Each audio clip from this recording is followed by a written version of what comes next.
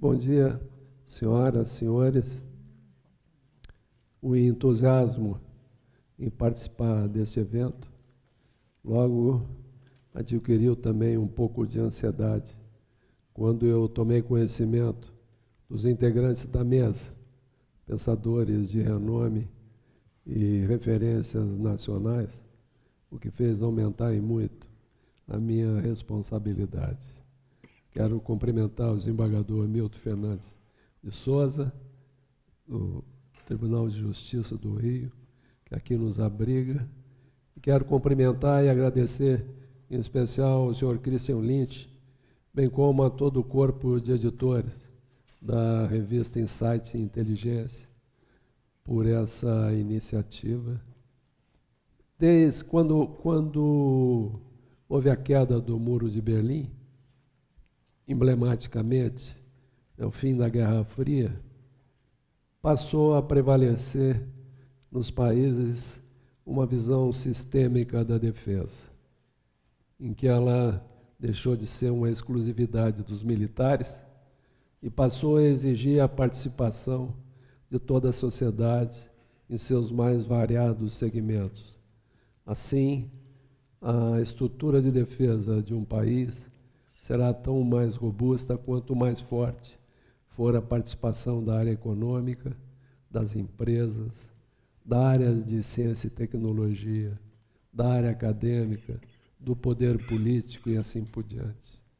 E, por outro lado, aos militares foi exigido também que eles não se restringissem apenas a se preparar para fazer face ao inimigo. Hoje, a visão que se consagra no mundo é de que as Forças Armadas devem estar em condições de atender a qualquer demanda da sociedade. E não há país em que isso não se aplique. Alguém pode dizer, nos Estados Unidos as Forças Armadas não cumprem esse tipo de atividade. É porque lá eles têm a Guarda Nacional, que é praticamente Força Armada. Inclusive, as suas unidades são mandadas a participar dos conflitos e ela cumpre esse papel, então, de trabalhar voltada para o território americano. Falar de defesa no Brasil, e eu pretendo, em linhas gerais, traçar algumas considerações sobre a inserção da defesa em um projeto nacional, mas falar de defesa no Brasil é difícil, tem pouco apelo, porque não há no nosso país uma percepção de ameaças à soberania e integridade, nem por parte da população e nem por parte das elites dirigentes.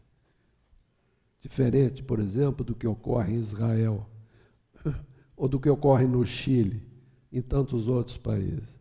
Portanto, um diretor de banco, um diretor de uma universidade, enfim, pessoas dos mais variados setores da sociedade não estão preocupadas com ameaças à integridade.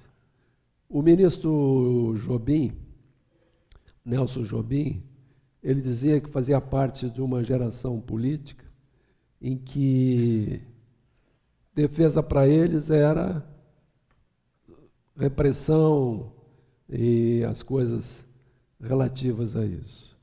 Como consequência, esse espaço da defesa foi ocupado inexoravelmente pelos próprios militares. E a consequência é que a consequência foi a grande dificuldade de alocação de recursos adequados para a estrutura de defesa. Como se diz no jargão político, defesa não dá voto. Então, daí a dificuldade. Nós nunca vimos, por exemplo, em um debate eleitoral, o presidente da República, o tema defesa ser discutido. Aliás, não só o tema defesa, outros temas relativos a Estado, como, por exemplo, a política externa, não é, embaixador? Na última eleição, esses dois temas absolutamente não foram tocados. E isso se deve, em enfim, dentre outros aspectos. Nós temos no Brasil nós poderíamos chamar de um passivo geohistórico. Nós temos metade do nosso território não ocupado e não integrado à dinâmica do desenvolvimento nacional. As consequências disso vão além de aspectos concretos. Tem questões também subjetivas decorrentes. Se o território é a base da nacionalidade, vejam que nós não temos o sentimento de nação totalmente consolidado ainda, formado. O Brasil foi resultado da criação de um Estado que a partir daí passou a trabalhar para consolidar os aspectos relativos à nacionalidade. Isso ainda é incompleto. O general Heleno costuma dizer que o Brasil é como um superdotado num corpo de adolescente. Ele não tem noção do seu território, não tem a percepção da importância. E talvez daí decorra o fato de nós sermos tão voltados para dentro de nós mesmos. E como uma das consequências disso é a nossa dificuldade de assumir uma responsabilidade inexorável, que é exercer a liderança na América do Sul. Para exercer liderança, é necessário, primeiro, demonstrar capacidade. Segundo, demonstrar vontade. E terceiro, ser capaz de inspirar e de mostrar um caminho para o futuro. É muito impressionante quando vemos um militar argentino reclamar de nós por não assumirmos a liderança na América do Sul. E esse sentimento, nas relações militares, com muita frequência é expresso, porque os países sul-americanos sabem que a alternativa que eles têm é de se agregar ao grande projeto de desenvolvimento do Brasil. Caso contrário, estaremos sempre periféricos e não há solução para isso. Nós somos o único grande país não beligerante. Poderemos tirar, talvez, a Austrália, mas todos os demais grandes países são beligerantes. É o lado ruim de uma coisa boa. E, portanto, nos falta esse sentimento de um projeto nacional. E quando vejo as discussões que têm sido travadas correntemente em relação à crise que nós vivemos e à busca de caminhos, a minha impressão é que nós podemos dizer, elas são superficiais, carecem de profundidade e carecem de uma multidisciplinaridade necessária a uma mudança realmente da nossa realidade.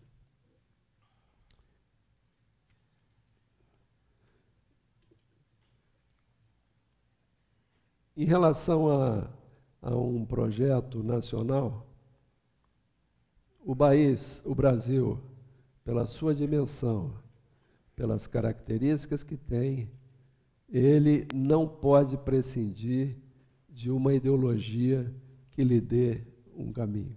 Eu não estou me referindo à ideologia política. O Brasil foi, da década de 30 à década de 50, o país do mundo, ou um dos países do mundo que mais cresceu. Havia uma ideologia de desenvolvimento, havia um sentido de projeto, havia algum ufanismo.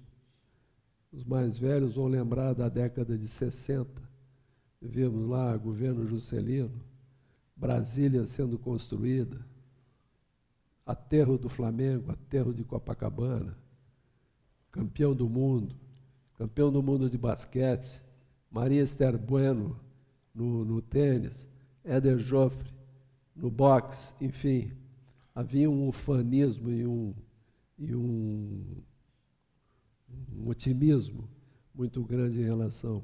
Éramos o país do futuro. Cometemos o erro de, durante a Guerra Fria, permitir que a linha de fratura passasse por dentro e dividisse a nossa sociedade. Foi aí que nós perdemos o sentido de coesão, perdemos essa ideologia de desenvolvimento, o sentido de projeto, e ficamos um país à deriva.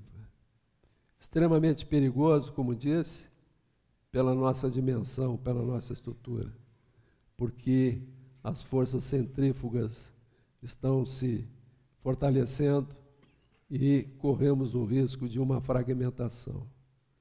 Se não uma fragmentação territorial, mas já está em caminho uma fragmentação social.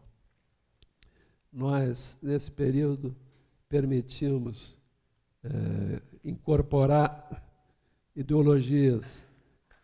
Aliás, dizem que quando as ideologias ficam velhas, elas se mudam para a América do Sul. E nós incorporamos tanto ideologias políticas como ideologias sociais que estão nos desfigurando como nação e alterando a nossa identidade. E há uma tendência no nosso país a todos os problemas serem transformados em ideologia. E quando isso acontece, se perde a visão de resultado e o foco fica sendo na aplicação da ideologia e não no que se pretende buscar como solução. Isso gera o mais do mesmo. E vejam que quanto mais ambientalismo, mais problemas ambientais. Quanto mais indigenismo, mais os coitados dos nossos índios são relegados a um abandono.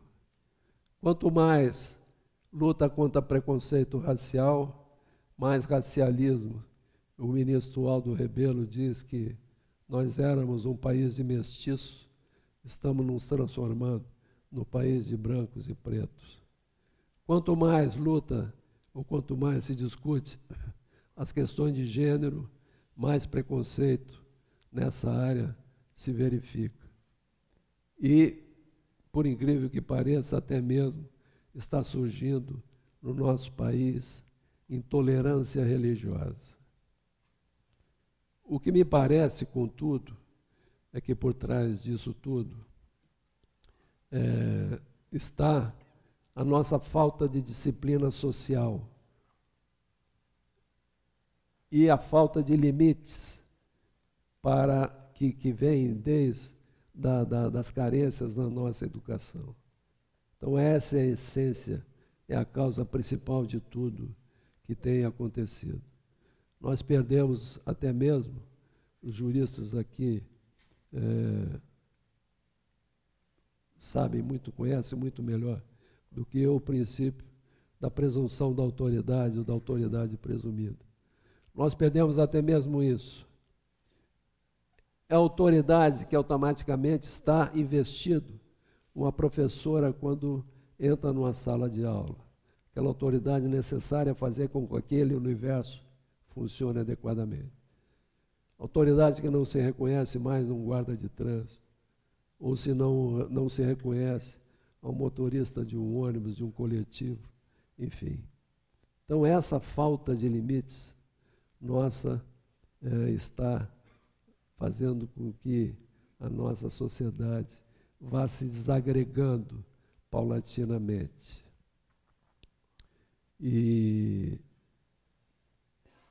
eu acho muito impressionante a passividade com que nós assimilamos essas ideologias. Do ponto de vista político, o Frei Leonardo Boff deu uma explicação muito simples e clara ao que está acontecendo. Ele disse que combater o capitalismo com base na luta de classe traz em si um problema, uma desvantagem, porque coloca as classes em oposição. Mas combater o capitalismo com base nessas ideologias principalmente no ambientalismo, faz com que todas as classes se coloquem do mesmo lado, entrem em consonância. E o que a inteligência brasileira não tem percebido é que, depois do processo de descolonização, em que os países não têm mais liberdade de ação, de exercer seu imperialismo por meio das Forças Armadas, do setor militar, o fazem por meio dessas ideologias, instrumentalizadas pelos organismos internacionais, por organizações não governamentais. E assim, eu acho curioso que a parcela mais à esquerda do nosso espectro político incorporou totalmente esse novo imperialismo do final do século XX e do início do século XXI, e nós somos de uma passividade incrível, porque temos 80% da Amazônia preservada e admitimos levar lições de países que têm 0,3% das suas florestas originais. A média mundial de preservação das florestas mundiais é de 25% aproximadamente.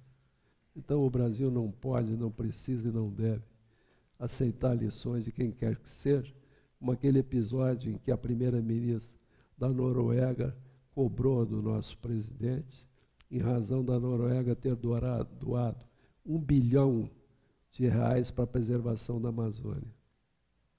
Vou contar um episódio pitoresco. Eu era comandante militar da Amazônia e nos realizaram uma grande operação de fronteira. E antes, eu determinei que se realizasse uma operação de inteligência. Me liga muito afobado um comandante do batalhão de selva de Barcelos, dizendo que estava na aldeia Yanomami Demini e encontrou lá o rei da Noruega. Eu falei: ô coronel, você está com algum problema? Ainda brinquei com ele, fumou tóxico vencido. Porque como é que o rei da Noruega está aí na aldeia Demini, na área Yanomami? General, o rei da Noruega está aqui. Eu fui ao ministro, que na época era o ministro Amorim, o ministro da Defesa. Ele questionou Itamaraty. Realmente, era decorrente de um acordo sigiloso do Ministério da Justiça, FUNAI, Itamaraty, o rei da Noruega. E o rei da Noruega estava na área Yanomami, não é? Então, quando estava em votação pelo STF, a demarcação da Raposa Serra do Sol, lá em Roraima, o príncipe Charles veio à Amazônia, veio ao Brasil, não é? Então, esse assunto, enfim, é um tema que se pode discorrer muito, mas estou apenas usando para exemplificar a nossa passividade. Isso fez com que nós permitíssemos um déficit de soberania em relação ao nosso território. Vejo que agora o governo quis regulamentar a exploração naquela reserva extrativista, lá no Pará, e isso gerou imediatamente uma campanha internacional. Então, hoje, o Brasil não tem liberdade de ação para o uso dos seus recursos naturais. E a Amazônia, ela tem, em princípio, 3 papéis a cumprir para o Brasil.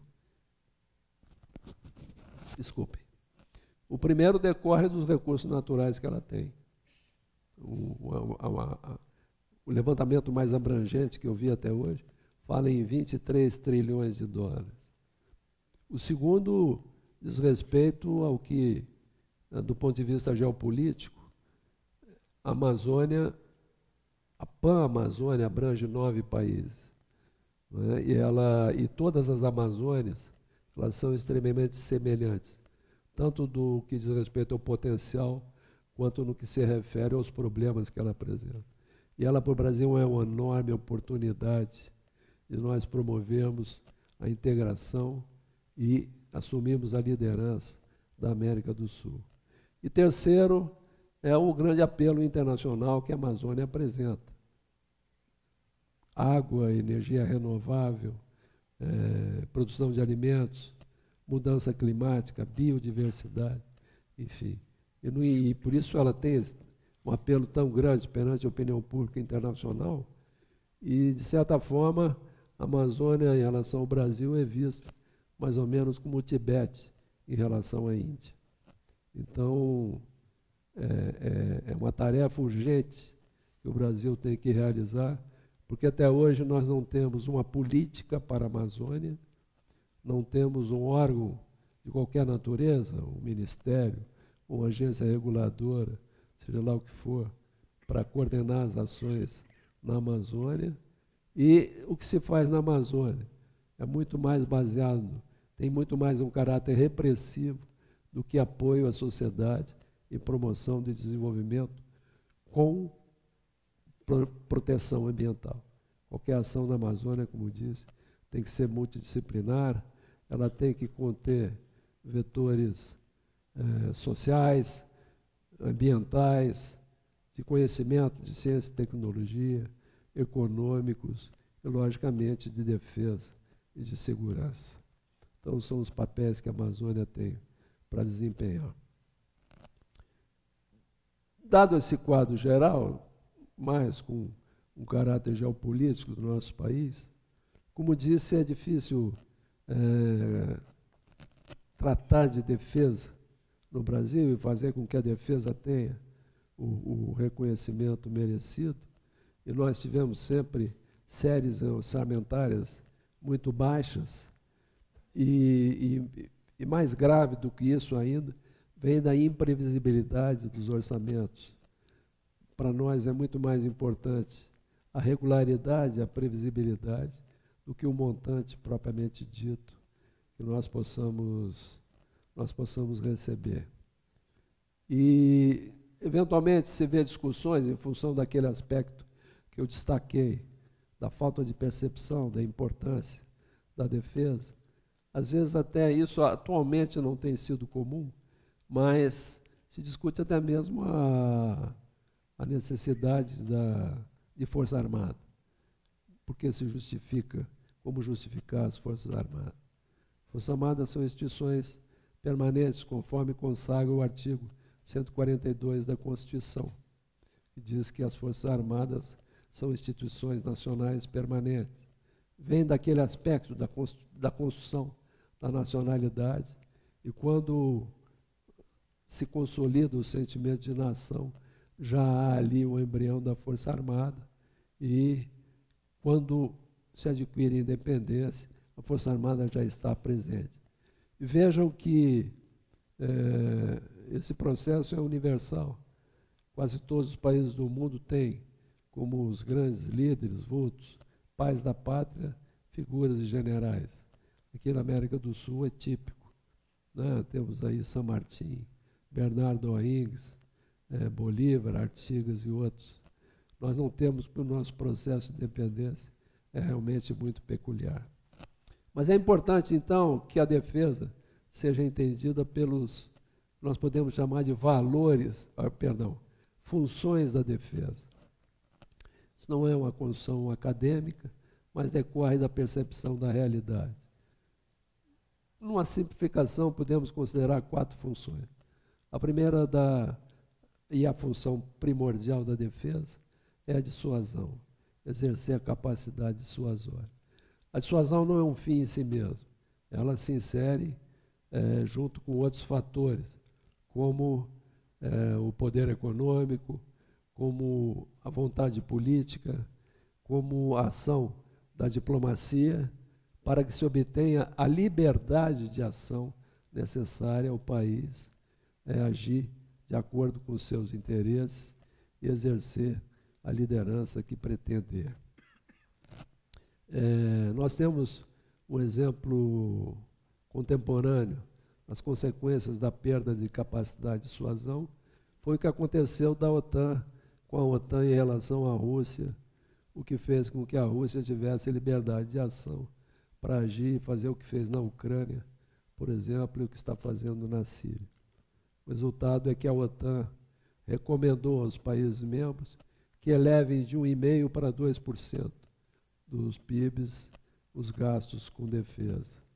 E a história é repleta de exemplos de países que viveram situações até extremamente graves, catastróficas, em função de perda da capacidade de dissuasão. Nós temos a capacidade dissuasória assegurada na América do Sul, mas não ainda internacional. E precisamos fazê-lo. Daí a importância dos projetos em andamento, como, por exemplo, o submarino nuclear da Marinha, os caças, os Gripen da Força Aérea, a força de blindados do Exército, a nossa força de mísseis e foguetes, enfim. Então, logo consolidemos esses projetos, teremos adquirido essa capacidade de dissuasão que nos permitirá nos voltarmos com mais liberdade de ação para dentro de nós mesmos e para a América do Sul. O segundo aspecto, a segunda função da defesa é as Forças Armadas, e aí em especial o Exército, pela capilaridade, eles são guardiões da identidade nacional.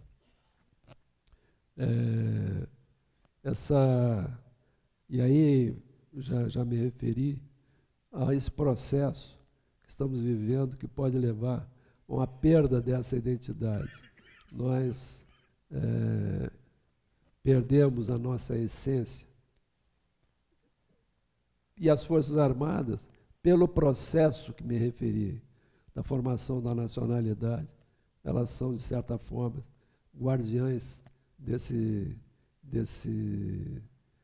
até mesmo dos valores nacionais. Isso tem se refletido, por exemplo, em setores que demandam uma intervenção militar. A pesquisa indicou que 43% da população brasileira pede uma intervenção militar. Isso, na minha opinião, é um termômetro da gravidade do problema que estamos vivendo no país. Uma intervenção militar seria um enorme retrocesso hoje. Mas, na verdade, interpreto também aí como uma identificação da sociedade com os valores que as Forças Armadas expressam, manifestam e representam. E as pesquisas de opinião mostram também, invariavelmente, as Forças Armadas, em primeiro lugar, no índice de credibilidade perante a sociedade. O terceiro papel da defesa e das Forças Armadas é contribuir para o desenvolvimento nacional, participar da indução do desenvolvimento. Nós temos alguns dados aqui. A nossa indústria de defesa hoje, ela movimenta 3,7% do PIB. Ela gera 60 mil empregos diretos, 240 mil empregos indiretos e movimenta mais ou menos 200 bilhões de reais por ano. E todos os países desenvolvidos, nenhum país chegou ao primeiro mundo importando produtos de defesa. E todos eles têm a estrutura de defesa com um forte componente de indução do seu desenvolvimento econômico e também com muita relevância na área de ciência e tecnologia, já que as tecnologias são duais. Qualquer tecnologia desenvolvida na área de defesa se estende a outras áreas. Segundo a FIPE, cada real investido em programas de defesa gera um multiplicador de 9,8 em relação ao PIB. Então vejo que realmente trata-se de um grande investimento. E passando ao último fator, ou a última função da defesa, é de que as Forças Armadas devem hoje atender às demandas da população. Assim é que, como disse, a Força Armada hoje não deve se limitar apenas a se preparar para fazer face ao inimigo. Ela tem que atender a qualquer necessidade. Assim é que, por exemplo, hoje, no dia de hoje, o Exército está participando de 58 operações de naturezas variadas no território. Temos hoje 3.100 militares atuando, operando nesse momento. E aí nós temos operações de apoio a órgãos governamentais, a área ambiental, a área indígena, na área de saúde, os programas de combate à proliferação dos mosquitos, né, da Zika, chikungunya e etc. Temos operações de fronteira permanentemente em realização. Temos as operações de garantia da lei e da ordem, como está em andamento aqui no Rio de Janeiro, e aqui realizamos recentemente, lá no Rio Grande do Norte. Aliás, em 1 ano e meio, fomos empregados 3 vezes no Rio Grande do Norte, e nesse espaço de tempo não houve nenhuma modificação estrutural no sistema de segurança pública daquele Estado, e nós sabemos que logo seremos chamados a intervir novamente. Temos operações de defesa civil. Por exemplo, distribuímos água a 4 milhões de habitantes no polígono da Seca no Nordeste. Fazemos isso, senhoras e senhores, há 14 anos já. O governo despende mais ou menos R$1 bilhão por ano nesse programa emergencial. 14 anos já são lá 14 bilhões de reais poderiam ter sido empregados, né, em obras estruturais para modificar aquela realidade. E assim, enfim, permanentemente somos empregados. No ano passado, 2017, tivemos 507 operações, com mais de 130 mil militares sendo empregados. Então vejo que as Forças Armadas, elas exigem sistemas de proteção social particulares, peculiares, para que se tenha sempre uma instituição para ser empregado a qualquer momento, em qualquer local e por um tempo indefinido. Então, essas 4 funções da defesa, elas precisam ser inseridas nesse sentido de projeto que nós urgentemente temos que desenvolver. Eu espero que na campanha eleitoral desse ano nós consigamos colocar esses temas em discussão, junto com outros temas de Estado, e já estamos até, confesso, trabalhando, fazendo contato com os candidatos já mais ou menos consolidados e oferecendo até consultoria e ajuda para que eles trabalhem nesse sentido. Então, esses eram os aspectos que eu queria apresentar aos senhores. Agradeço pela oportunidade e pela paciência de me ouvir. Muito obrigado.